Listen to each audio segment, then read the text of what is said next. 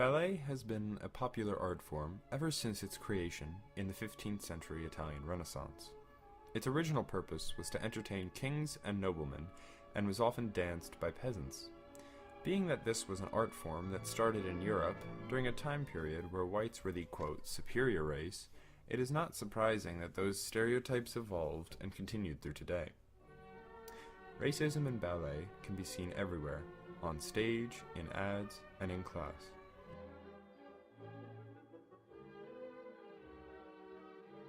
Let's take a look back at the history in order to see where these stereotypes originated. Time period, 15th century Italy. King Louis XIV, a passionate artist, decided that he would like to create his own form of dance. This is what later became known as ballet. He created the 5 basic positions as well as many other patterns of elaborate footwork. Since he couldn't share his newfound dance style on his own, he sent his men to go out and look for peasants to perform for him. It was his choice of dancers that helped to perpetuate the stereotypes of whiteness we see in the dance world today.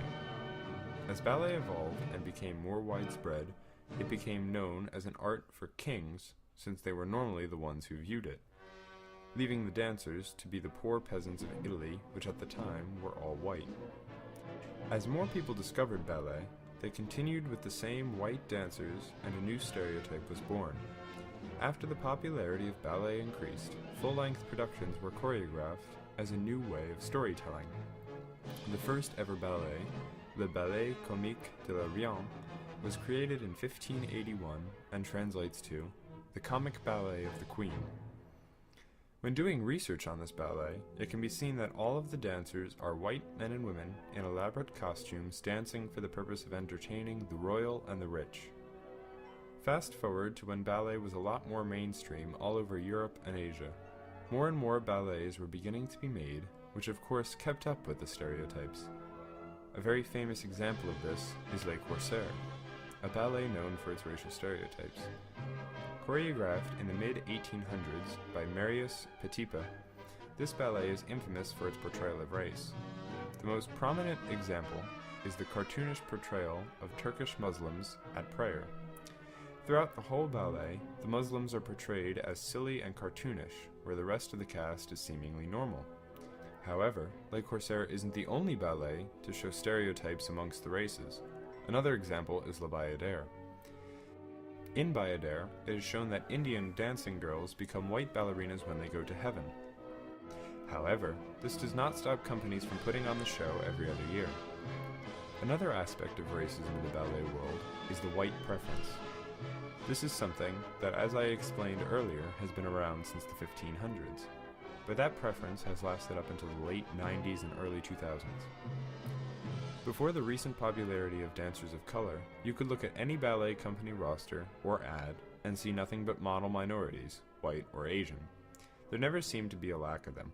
During my research, I looked up lists of company members from the 2 most popular dance companies in America, which supposedly has a, quote, melting pot culture.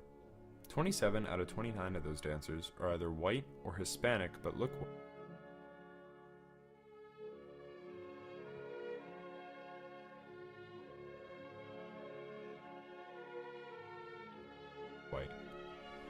There were only 2 dancers who were of different races, one of which was Asian, a model minority and a very common race in the dance world. The other was an African American dancer named Misty Copeland. While yes, she is African American, she was not brought up to the role of principal dancer solely because of her skill.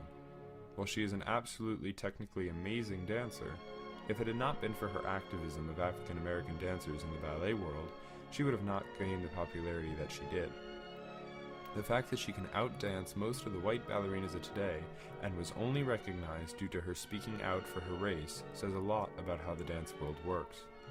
Because of her, there are now many other African American women joining the ranks of dancers in large companies, but very few, if any, as principals. Although this problem isn't normally seen with men because of the lack of male dancers and the need for strong male talent, if there was an abundance of men in the dance world, it could be assumed that they would face the same challenges. Diversity in the ballet world has been a topic of discussion among many dancers, but this is an issue that is seemingly only in ballet. In other styles of dance, there is normally more diversity, but why is this? If you look at modern companies, such as the Martha Graham Dance Company or Alvin Ailey, all of the dancers are from a wide range of ethnic backgrounds. Black, white, Hispanic, Asian, it makes no difference.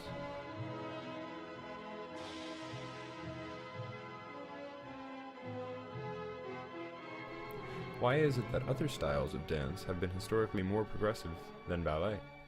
Well, I believe it all stems from where they were created and the reason behind the creation.